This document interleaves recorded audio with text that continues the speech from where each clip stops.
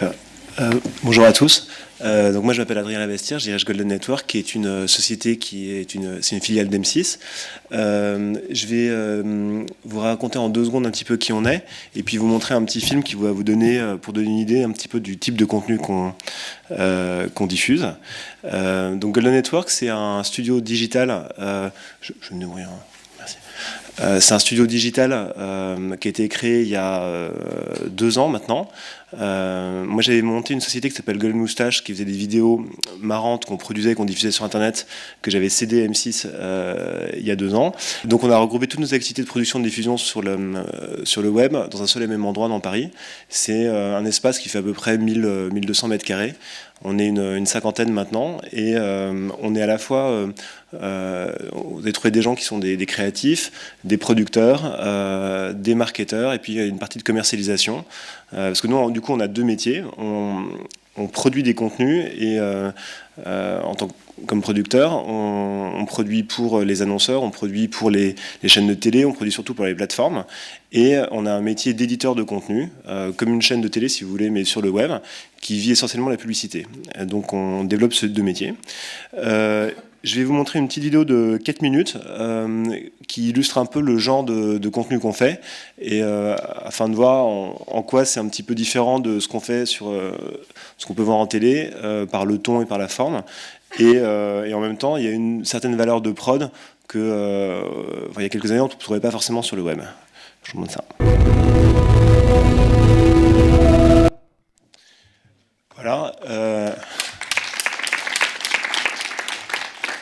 Je voulais montrer ça déjà pour ceux qui n'avaient pas vu le genre de contenu qu'on faisait, pour donner une idée de ce que c'est. Ce que je trouvais intéressant, c'est de montrer qu'il y a une certaine valeur de prod quand même, par rapport à l'idée que les gens se font parfois des productions sur Internet où ils pensent qu'il y a peu de moyens et que le rendu parfois est un peu cheap. Bon, je dis pas qu'on a des moyens délirants, mais on essaye quand même de faire en sorte qu'à l'image, il y ait quelque chose. On peut faire des effets spéciaux. Nous, on produit tout en interne. Donc les VFX que vous voyez, c'est des choses qu'on fabrique dans un temps assez court en fait. Et aujourd'hui, voilà, on est capable de fabriquer des contenus qui ne sont pas équivalents en termes de valeur de prod à ce qu'on peut voir en télé, pour des raisons de moyens essentiellement, mais qui ont quand même une certaine gueule, et qui fait que c'est des choses où on peut faire des contenus plus longs maintenant, sans risquer de lasser le public par un côté trop cheap dans la production. Et l'autre chose aussi que je vais vous montrer, c'était que le propos et le ton a quelque chose d'assez différent de ce qu'on peut voir en télé. Nous on produit maintenant beaucoup d'émissions de divertissement pour la télé, pour que ce soit essentiellement pour le groupe M6 auquel on appartient, mais aussi pour d'autres diffuseurs comme le groupe Canal ou France Télé. Et on a une manière d'aborder la télé qui est très différente de ça, où on se dit en fait on doit s'adresser au plus grand nombre, donc à la fois dans le propos, dans le thème, dans les cibles même qu'on vise, on va essayer d'être le plus large possible, alors que là sur le web on va avoir la démarche inverse qui est de se dire on va essayer d'avoir un propos le plus singulier qui soit, on aime ou on n'aime pas d'ailleurs, mais on se dit en tout cas il faut que les gens qui regardent ça, qui le regardent souvent seuls, aient l'impression qu'il y a vraiment quelqu'un qui s'adresse à eux avec son propos, son identité, un angle très précis. Et donc c'est ça qu'on essaie de développer depuis quelques années sur Golden. Ça fait maintenant 5 ou 6 ans qu'on a lancé cette activité. Et notre idée de départ, c'était celle-là, c'était de se dire on va aller chercher une génération de talents plus jeunes, qui n'ont pas eu l'occasion de beaucoup s'exprimer en télévision, de leur donner des moyens et de faire en sorte que ce qu'on peut fabriquer avec eux, c'est des choses qu'ils ne puissent pas faire de leur côté simplement sous forme de podcast en autoproduction, et qui en même temps ne pourraient pas passer en télé parce que ça ne correspond pas à ce qui se fait. Et c'est sur cette idée-là en fait qu'on a construit la société. D'abord, on a fait beaucoup de pubs parce que c'est ce qui était rémunérateur, du brand content. On en fait toujours d'ailleurs. On s'est entouré de talents parce que ça permettait de donner une visibilité très forte à nos projets. Les talents venaient avec leur communauté, sont des stars, et ça nous permettait justement de donner plus de visibilité à ce qu'on faisait. On continue toujours d'essayer de travailler et de recruter ceux qui nous paraissent les plus intéressants, de travailler avec eux, d'essayer de fidéliser un petit peu la relation, pas forcément à travers des deals d'exclus, mais plutôt des projets. Et puis, progressivement, on a commencé à produire de la télé, pour les chaînes du groupe et aussi à l'extérieur. Mais notre visée finale, c'est surtout, parce que c'est là où c'est le plus naturel pour nous, c'est de travailler pour des plateformes. Et ça, c'est ce qu'on est en train de faire. Donc, il y a 1 an, on a fait un deal avec Orange qui s'appelle Golden Stories. On fait des contenus très courts de fiction, des séries, qu'on met en exclusivité chez Orange, dans un bouquet qui s'appelle Pickle TV. C'est une sorte de mini Studio Plus, si vous voulez, ou mini Black Pills. On a très peu de contenu, mais en revanche, c'est des choses vraiment exclusives. Et ce qu'on essaie de faire, c'est de fabriquer des petites séries telles qu'on ne pourrait pas les voir en télévision. On a notamment fait une qui s'appelle Escape, qui a gagné le prix du jeune public à La Rochelle là, il y a 3 semaines. C'est quelque chose qu'on a fabriqué pour 60 000 €. Ça fait une vingtaine de minutes. On était en compétition avec des contenus qui étaient plutôt fabriqués pour 1 million d'euros. On était assez contents justement de gagner avec ce projet.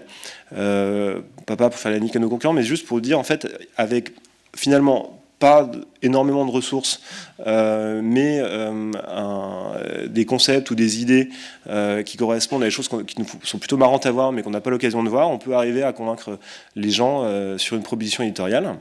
Et puis, il y a 2 ans ou 3 ans, on a essayé de faire un premier long métrage pour Internet qui s'appelait Les Dissociés. Donc l'idée, c'était de faire l'équivalent d'un film, mais de le distribuer gratuitement sur YouTube. Donc on était parti de cette envie-là et d'une contrainte de production. On s'est dit, on va mettre 150 000 € là-dedans. Et on l'amortira à travers le placement de produits et des ventes télé derrière. Et on va se donner 8 mois pour le faire. Donc c'est ce qu'on a fait. Je ne sais pas à quel point, je crois qu'il y a beaucoup de producteurs dans la salle, mais pour ceux qui ne le sont pas, je ne sais pas si vous êtes familier des délais, des budgets, mais fabriquer un film, c'est plutôt une histoire de 2 ans. Et encore quand vous êtes rapide, et les budgets à moins d'1 million, 1,5 million, c'est quand même assez difficile de fabriquer 80 minutes. Ceci étant dit, c'est faisable, donc nous on a essayé, on l'a fait. Alors après, le résultat en termes de valeur de prod, si vous l'avez vu, si vous avez l'occasion de le voir, vous verrez que c'est assez contraint, mine de rien. On s'est concentré sur 3 décors, on a eu 3 semaines de tournage, donc forcément ça se voit un petit peu à l'écran. Ceci dit, le film est bien. Enfin, moi, en tout cas, je suis très très fan de ce film-là. Je me dis que je ne suis pas forcément objectif, mais il y a pas mal de gens à qui ça a plu. Il y a plus de 6 millions de personnes aujourd'hui qui l'ont regardé, et même, enfin, 6 millions de vues. Mais quand on a regardé qui avait regardé intégralement ce film, il y a plus de 60% des gens qui l'ont vraiment vu intégralement. Donc ça va faire 3,6 millions, ouais. Ça veut dire qu'il y a quand même un intérêt pour ce type de proposition, c'est-à-dire des choses longues, dans la durée, avec une ambition narrative un peu plus forte que les sketchs. Et là, ça s'est concrétisé récemment sur la série qu'on a produite pour YouTube Premium, qui s'appelle Les Emmerdeurs. Alors YouTube Premium, c'est la partie SVOD de YouTube, c'est leur Netflix si vous voulez. Et ils avaient contacté, enfin ils cherchaient des projets, ils ont proposé à Studio Bagel, qui est notre équivalent chez Canal+, et à nous, de leur proposer des séries, de développer des séries. Et nous, on avait eu en tête, on voulait vraiment faire, depuis longtemps, on voulait faire une série longue. Là, il s'agit de 10 épisodes de 26 minutes. Et on voulait faire un truc très très emblématique de ce qui nous tient à cœur, c'est-à-dire une série pour les jeunes, française, mais qui soit pas, on va dire, naturaliste, très dans la réalité française, parce que ça existe déjà, parfois même c'est très bien fait. On voulait faire un truc qui corresponde plutôt à notre goût, à celui du public qui nous regarde, c'est-à-dire quelque chose de genre, un petit peu de science-fiction, qui corresponde à cet appétit et le type de contenu que nous-mêmes on regarde. Et c'est vrai que naturellement, les références qu'on a, enfin des trucs qui nous plaisent, que ce soit Skins ou Misfits, c'est des séries qui racontent ce que c'est que d'être jeune, mais avec un prisme un peu particulier, avec un angle un peu différent, qui passe notamment par la SF. La grosse influence des gens avec qui on travaille, c'est Black Mirror. Et donc on s'est dit, voilà, comment est-ce qu'on pourrait raconter ce que c'est que d'être un jeune aujourd'hui, mais avec un angle différent de juste, on va raconter l'histoire d'une bande de potes qui vit dans le 20e à Paris. Et donc on est parti sur le pitch suivant, une bande de jeunes en 1942 en France, dans un village occupé. Et puis ils vont acquérir des super pouvoirs, un peu comme dans Misfits, c'est-à-dire pas des trucs extraordinaires, mais des habilités un peu marrantes. Et c'est le moment où les gens autour d'eux s'engagent ou se sont engagés dans la résistance. Et eux, ils vont hésiter à le faire, et puis ils vont le faire, mais avec une sorte de désinvolture et de difficulté à comprendre vraiment pourquoi ils se mettraient dans le schéma de leurs parents, que ce soit ceux qui collaborent, ceux qui sont dans la résistance, ceux qui ne font rien entre les deux, par exemple. Une espèce de rejet un petit peu de la génération au-dessus. Et puis, ils vont faire leur truc et ils vont apporter quelque chose de singulier et de fort dans cette histoire-là. Et donc, nous, ce qui nous intéressait, c'était de raconter ça. Ça sur le plan éditorial, et c'était surtout le défi de production de se dire comment est-ce qu'on va faire une série de genre en costume dans un budget bien, mais avec ses limites et ses contraintes aussi, et dans un temps extrêmement réduit. On l'a fait entre le moment où on s'est dit on y va et le moment où on a livré, il s'est passé entre 18 mois et 2 ans. Et pareil, c'est assez rapide comme manière de faire. Donc on a été très vite dans l'écriture. On a monté une writing room, comme on nous avait expliqué que c'est comme ça que ça marchait aux États-Unis. Donc on a fait vraiment le même truc. On a fait venir un pool d'auteurs. On a travaillé vraiment en accéléré. On a produit la série dans la foulée sur une base de 9 minutes utiles jour. Je vous donne cette indication-là parce que c'est pas dramatique, mais c'est pas le luxe non plus, hein, le 9 minutes utile jour. Enfin, si je vous donne des échelles de comparaison, si vous allez faire une pub, vous serez parfois entre 1 minute, 2 minutes. Le cinéma, ça peut être 2 minutes, 3 minutes utile jour. Ce qui est normal, hein, parce qu'on parle d'objets artistiquement très différents. La série, vous êtes bien, il me semble, hein, à 6 minutes, 7 minutes utile jour. 8-9 minutes, ça commence à tirer un peu. Sachant qu'en plus, là encore, ça dépend des contraintes que vous fixez. C'est plus simple quand vous avez des décors récurrents, genre un commissariat de police, une salle de tribunal, l'appartement de l'héroïne. Là, en l'occurrence, c'est comme un film qu'on découperait en 10 épisodes. C'est un road movie, donc il n'y a pas de décor récurrent. Ce qui fait qu'en termes d'installation, de costumes, enfin, quand vous combinez tout ça avec des super pouvoirs, des costumes, de la reconstitution historique, c'est vrai que ça devient une vraie gageure. Et en tout cas, voilà, on a été au bout de cette production. Le résultat, donc, il est visible sur YouTube en gratuit. Vous pouvez voir le premier épisode gratuitement. Derrière, si ça vous intéresse, je sais parce que je fais de la pub moi pour cette série, vous pouvez vous abonner à YouTube Premium gratuitement pendant 1 mois. Donc voir la série et celle de Studio Bagel. Puis après c'est payant, vraiment. Mais voilà, et on est très content de ce résultat parce que c'est exactement ce qu'on voulait que ce soit. C'est-à-dire que c'est pas juste une série de blagues. Il y a des vrais personnages, il y a une vraie aventure. Je dirais pas jusqu'à dire qu'il y a un propos, mais enfin il y a quand même, on essaie de dire quelque chose sur la génération d'aujourd'hui. Et puis surtout, je pense qu'on arrive à vraiment raconter une histoire. On embarque les gens et ça raconte quelque chose, tout en ayant une proposition à la fois formelle et éditoriale un peu différente. Voilà, donc ça c'est je crois que j'arrive un petit peu au bout de la présentation.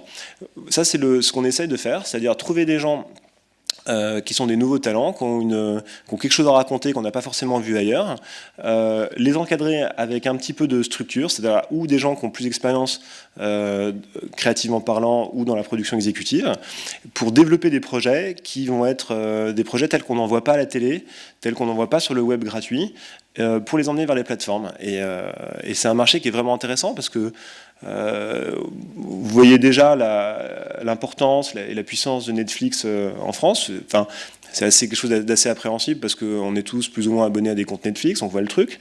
Vous êtes peut-être aussi abonnés à Amazon, donc vous voyez un petit peu ce qu'ils font, c'est intéressant. Et nous, on pense, et on n'est pas les seuls, que c'est une offre qui va se développer de plus en plus avec Apple, avec YouTube Premium, avec Facebook Watch et autres, etc. Et puis, on peut en citer encore 5 comme ça. Et que, du coup, ce marché-là qui arrive, c'est un marché où, à la fois dans les usages, dans le type de contenu, dans la manière de faire, même dans la manière de concevoir les deals, je pense que ça va être différent de ce qu'on connaît aujourd'hui, avec un poids un peu plus important du côté des plateformes que ce que les diffuseurs font aujourd'hui. Tout ce monde-là, voilà, c'est le monde qu'on essaye d'appréhender, pour lequel on se prépare, et c'est un sujet assez excitant. Voilà.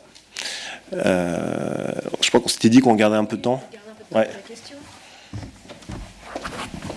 Voilà, si vous avez des questions.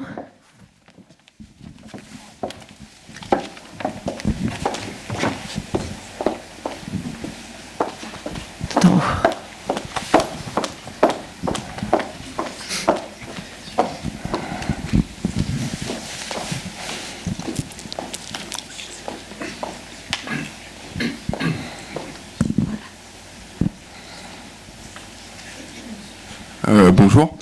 Je voulais savoir, vous êtes surtout sur YouTube en tant que producteur. Est-ce qu'il y a d'autres plateformes que YouTube qui vous intéressent, ou est-ce que par exemple Dailymotion ou d'autres qui pourraient arriver plus tard vous intéresserait de travailler dessus? Alors oui, absolument. Nous, on a une chaîne sur Dailymotion qu'on travaille pas mal et qu'on développe justement avec les équipes de Dailymotion.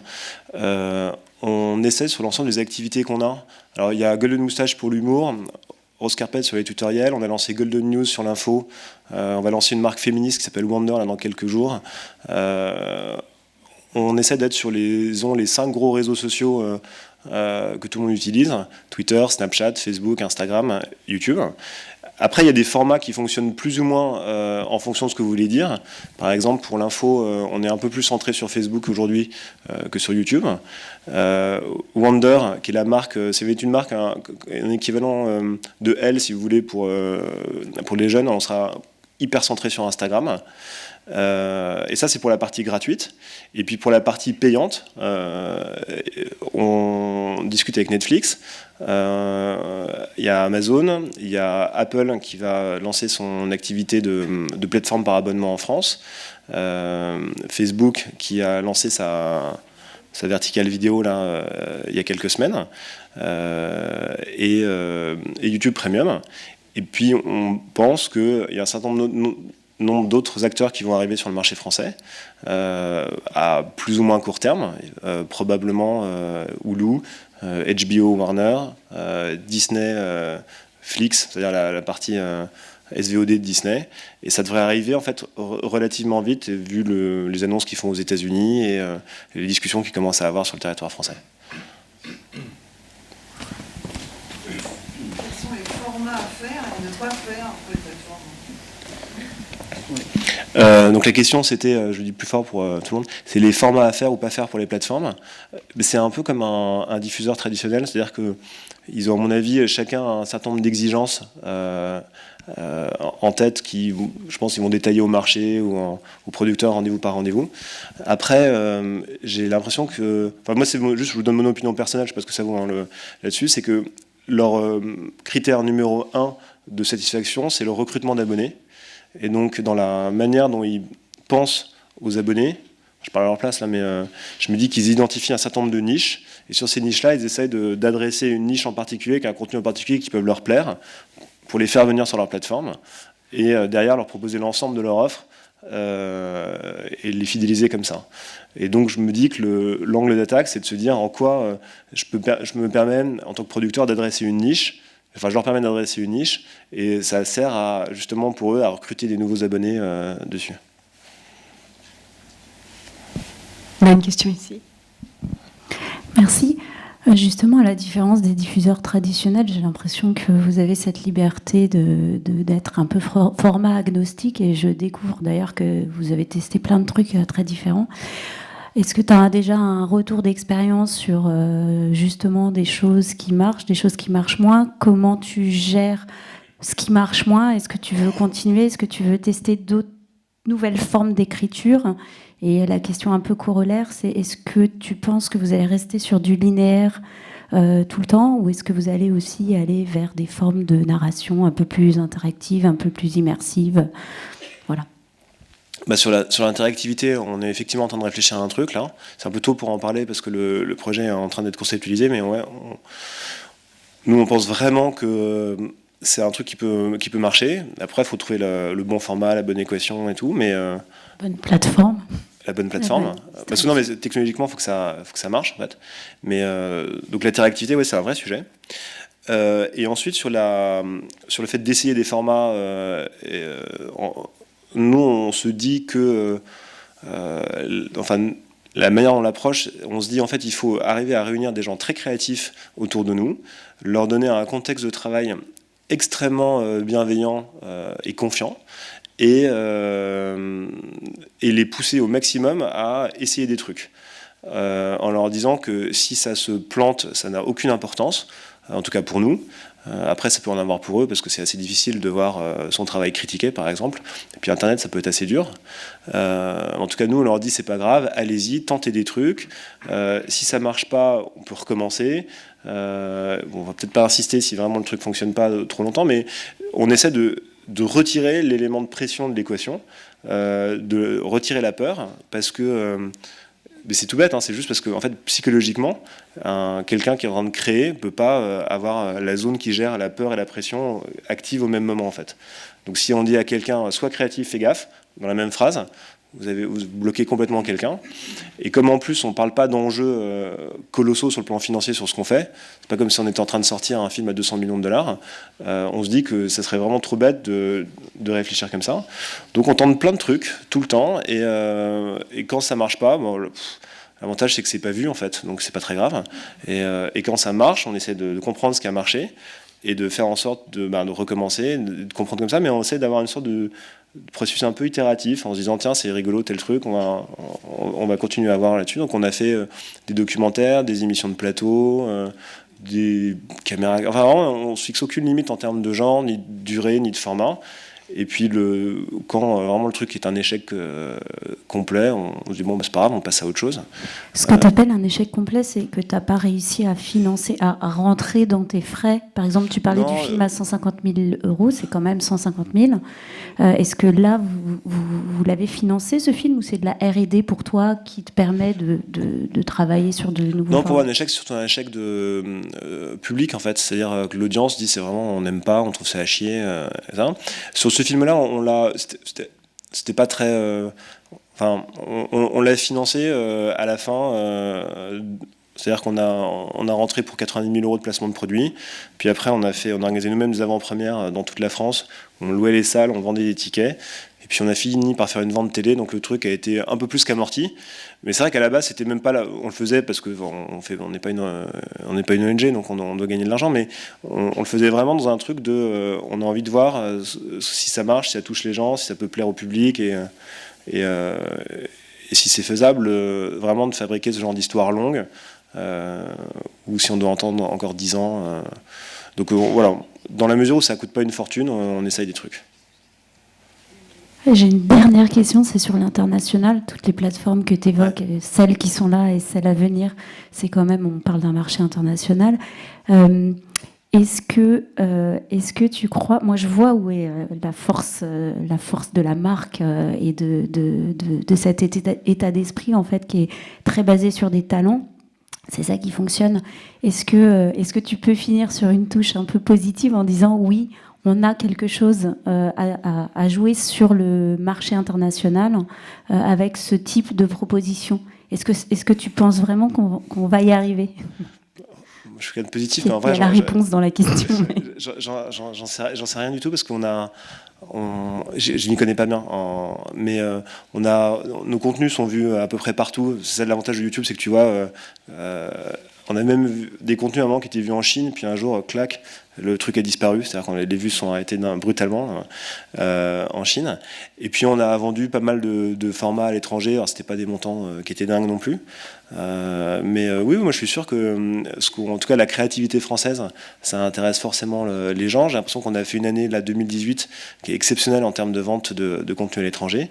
Et j'ai l'impression que plus on est authentique et spécifique et dans notre culture française, plus ça intéresse les gens et ils ont envie de le voir. Donc moi aussi, je suis très optimiste. Voilà, merci beaucoup. Question. Pardon, il y a encore une dernière question. En fait, j'ai 4 courtes questions vraiment très efficaces. En fait, comment vous mesurez les audiences en fait, sur toutes les autres plateformes en fait. La première, la deuxième, est-ce que vous avez des indicateurs? C'est-à-dire quel jour vous avez plus d'audience, le public, toute la démographie? L'autre question, en fait, d'où vient l'argent en fait? Est-ce que vous avez des fonds d'investissement ou c'est votre propre argent?